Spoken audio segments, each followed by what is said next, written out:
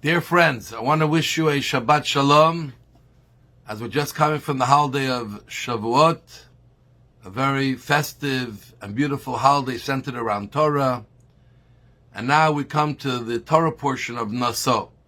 And Naso talks about the Levites and how the Levites were charged with working in the temple, along with the priests. The priests did the main part of the work. What was the Levites' main work that they did?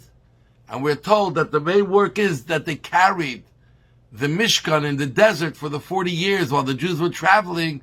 They would carry it. They would pack it up in a very, very specific way to utilize every inch of space that they had.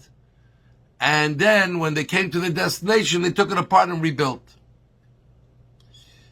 So imagine, the tribe of Levi was chosen amongst all the Jews and were given the great honor to move things, to transport things. Yes, they also were charged with playing instruments, singing in the temple. But a big part of what they were charged for, and even the age that they were able to enter based on the fact that they needed to carry heavy stuff, was transportation for the journey. And perhaps here we see something very important, an important message. The journeys are the weak points in our life. When we're stable in one place, we may have a routine, a habit, and the way we behave. But then when we go on a journey, everything gets tested. Our relationships, because we don't have that stable home. Our relationships, our commitments to values, to morals. Do we cut corners to be able to deal with some of the unknowns? Our faith, our practices, many things start getting very loose. And that's the question. How do we know when someone is strong, that even when they journey, they still have the same stability, they still have the same commitments, the same values, the same faith? When someone is home with their spouse, we know that they'll be committed. But when they're on the road, they may start behaving as if they're not married.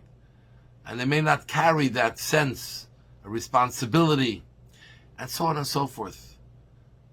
But when you go on your journey and you have the same exact commitments, and you live in the same way, and the same values that you carry, and the same faith and actions, then we know you're healthy. And this is what the tribe of Levi was there, to make sure that the travelings were strong, because this ensured that when we were settled, it was really strong. It was real. It wasn't something that would just rattle when there was a bit of a change. And in our lives, we're used to change happening all the time. Surprises come from all corners that may throw us off or try to distract us. But if we know how to journey, committed, focused, then we can be successful wherever we are to hold up to our true values. So I want to wish you a Shabbat Shalom. May God help you to keep your values strong. We live in a time when many people journey all the time. We vacation, we go to different places. Wherever we are, we're the same. Same persons, the same God, the same purpose we're here in the world for. May we all be successful. We love you. God bless you.